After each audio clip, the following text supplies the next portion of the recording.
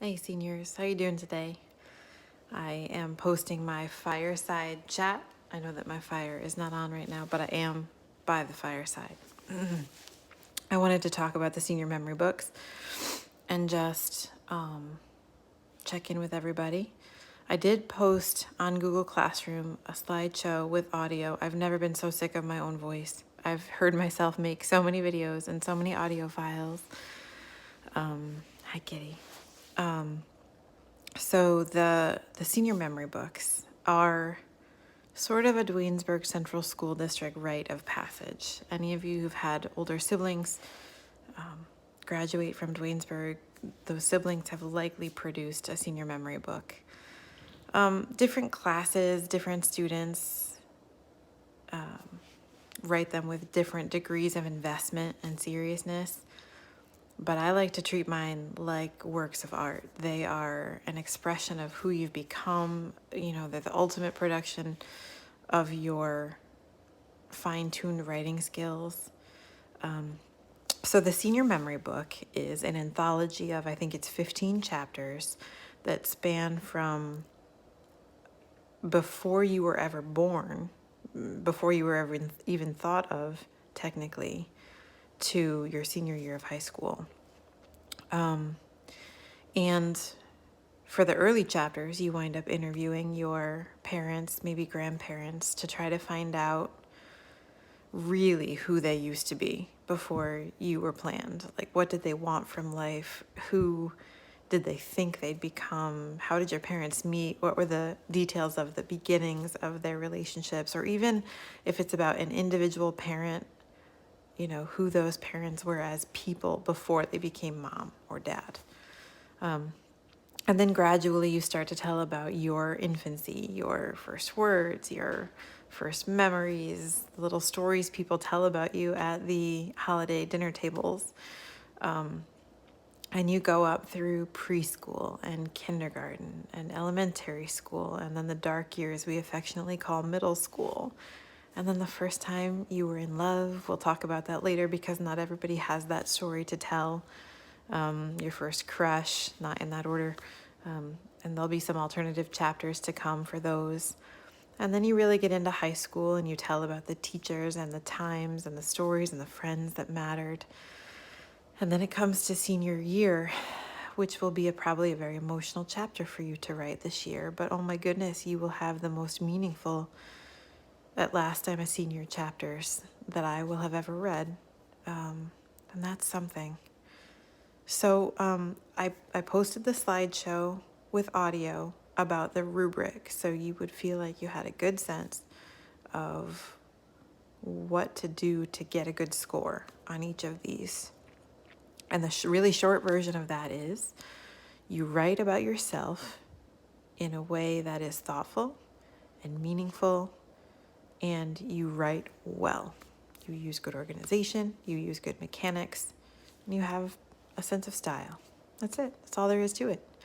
I proofread every word of every single entry that you do.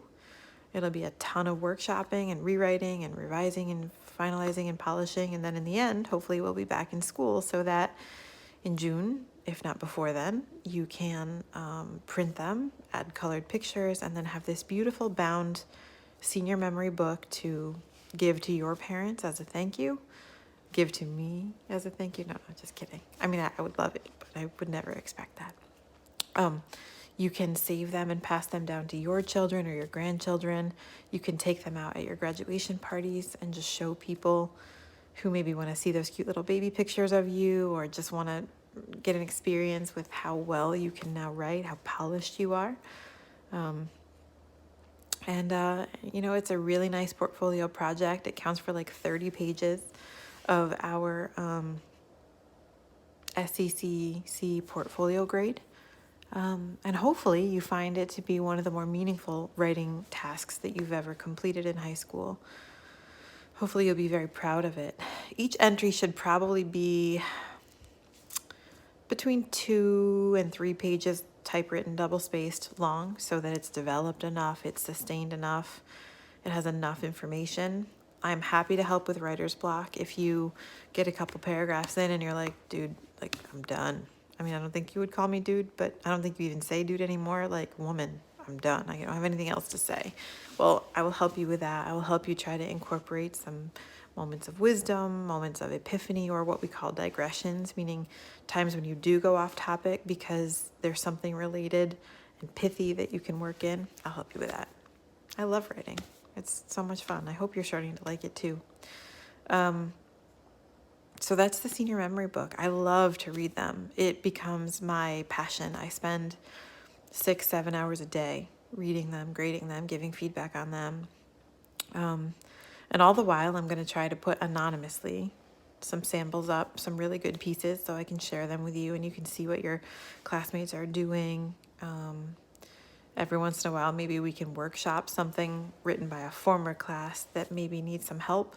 Oh, and to that point, I wanted to make sure that I'm going to try to put up some exemplars. I just have to get written permission first, and everybody is nuts right now. So I don't know if I can get those seniors from years past to give me consent.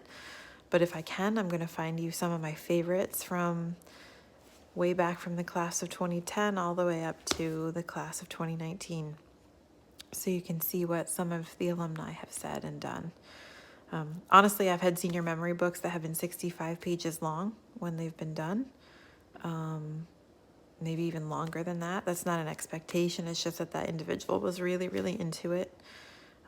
I've had 3 or 4 people actually get them like professionally bound and, make a couple of copies, one for mom and dad, one for themselves to keep. I have a couple. I've been super flattered.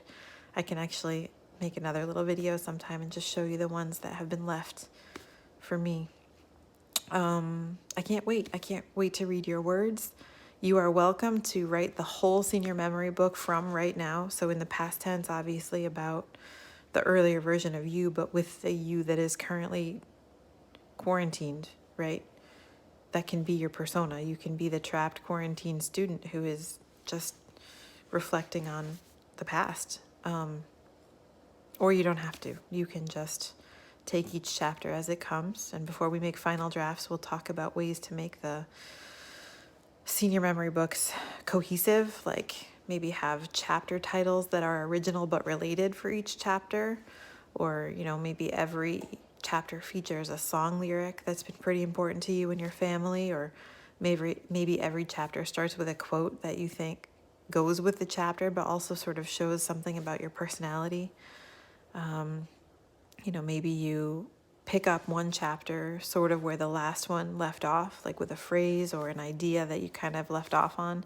There's things that we can work on to make this whole thing seem like a cohesive book instead of 15 random chapters. I hope this is helpful.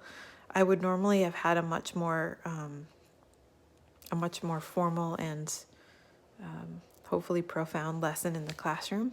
But since I can't do that, I welcome maybe a video conference. If you want to do that, I can take questions, or I can re-explain any of this or clarify anything about the rubric or about the project. Otherwise, I think everything's on Google Classroom for right now. So this is my fireside chat. I can't wait to see your forts as you build forts today. And I will talk to you very soon. I miss everybody. I hope that you're okay. I hope that you're enjoying some R&R still. It's sunny and beautiful out there. My dog's trying to eat a squirrel as we speak. Fail, Bowser, fail. That thing is way faster than you. Have a good day, guys.